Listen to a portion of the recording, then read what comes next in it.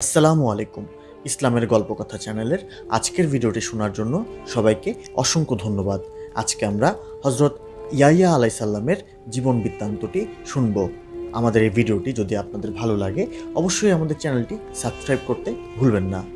চলুন আমরা এখন মূল গল্পে ফিরে যাই। হজরত জাকারিয়া আলাইসাল্লামের শাহাদাত বরণের পর তার পুত্র হজরত ইয়াইয়া আলাইসাল্লাম নবুয়াত লাভ করেছিলেন। তিনি দীর্ঘদিন পর্যন্ত বনি ইসরায়েলিদের মধ্যে ধর্মপ্রচার করেছিলেন।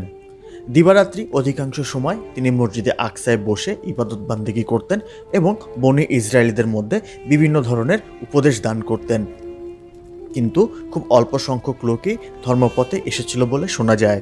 অধিকাংশ লোকই তার সাথে শত্রুতা এবং তার বিরুদ্ধাচারণ করেছিল। হজরত ইয়াইয়া আলাইসাল্লামের সময় একটি ঘটনা ঘটল। জৈনিক রমণী তার দ্বিতীয় স্বামীর সাথে তার প্রথম স্বামীর ঔরসজাত তার গর্ভের একটি কন্যা সন্তানকে বিবাহ দিতে চাইল, কিন্তু হজরত ইয়াইয়া আলাইসাল্লাম এতে বাধা প্রদান করলেন। বললেন এটা হতে পারে না, যেহেতু শরিয়াতে এটা সম্পূর্ণভাবে অবৈধ। এই ঘটনার সাথে তার বনি ইসরায়েলদের মারাত্মক বিবাদ দেখা দিল। ওই স্ত্রী লোকটির দ্বিতীয় স্বামী বনি ইসরায়েল বংশের একজন প্রভাবশালী নেতা ছিল।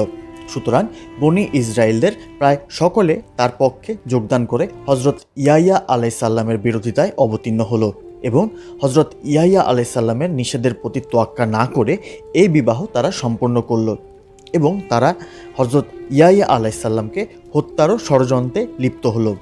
একদিন স্ত্রী লোকটির ওই দ্বিতীয় স্বামীর আদেশ অনুযায়ী হজরত ইয়াইয়া আলাইসাল্লামকে বেঁধে তার নিকট উপস্থিত করা হলো।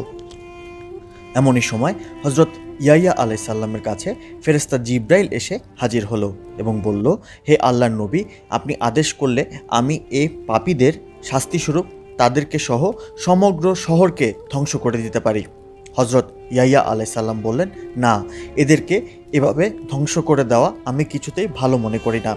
আল্লাহ আমার অদৃষ্টে যা লিখে রেখেছেন তা নিশ্চয়ই ঘটবে, তবে এদেরকে আমি শাস্তি প্রদান করতে চাই না। পাপিষ্ঠগণ আর দেরি করল না, তারা হজরত ইয়াইয়া আলাইসাল্লামের মাথা দ্বিখণ্ডিত করে ফেলল। বর্ণিত আছে যে তার দ্বিখণ্ডিত মাথা হতে সুস্পষ্ট আওয়াজ হতে লাগলো, হে পাপিষ্ঠ কাফেরগণ, তোমরা শক্তির গর্বে আজ যে পাপ কাজটি সাধন করলে অতি সত্বর তোমরা এর প্রতিফলন ভোগ করবে।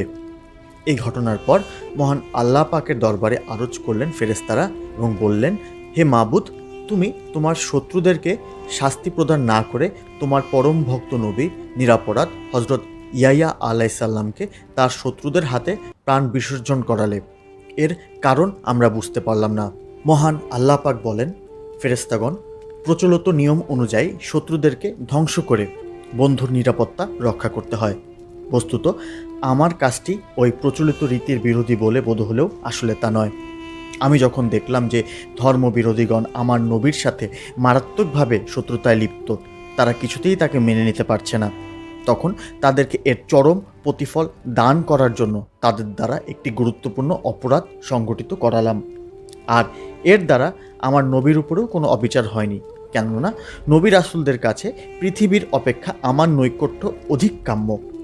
এই কামনাকে দ্রুত সফল করার লক্ষ্যেই আমি নবীর শত্রুদের দ্বারা এই কাজটি ঘটালাম। এর মাধ্যমে আমি আমার নবীকে পার্থিব ঝামেলা হতে নিরাপদ রাখলাম এবং তার শত্রুদেরকে গুরুতর অপরাধের জন্য চরম শাস্তির যোগ্য করে তুললাম। তারা ইহকাল এবং পরকাল উভয় স্থানে এর প্রতিফল ভোগ করবে। শোনা যায় যে হজরত ইয়াইয়া আলাইসাল্লাম শহীদ হওয়ার পরেই উল্লেখিত স্ত্রী লোকটি ও তার পূর্ব স্বামীর ঔরসজাত কন্যাটি ঘরের ছাদ হতে মাটিতে পড়ে প্রাণ হারায় এবং তার অল্প কিছুদিন পরে তার স্বামী, সে প্রভাবশালী বনি ইসরায়েল লোকটি, তার অনুচর ও সহচর সহ চরম অপমানজনক অবস্থায় প্রাণ হারায়।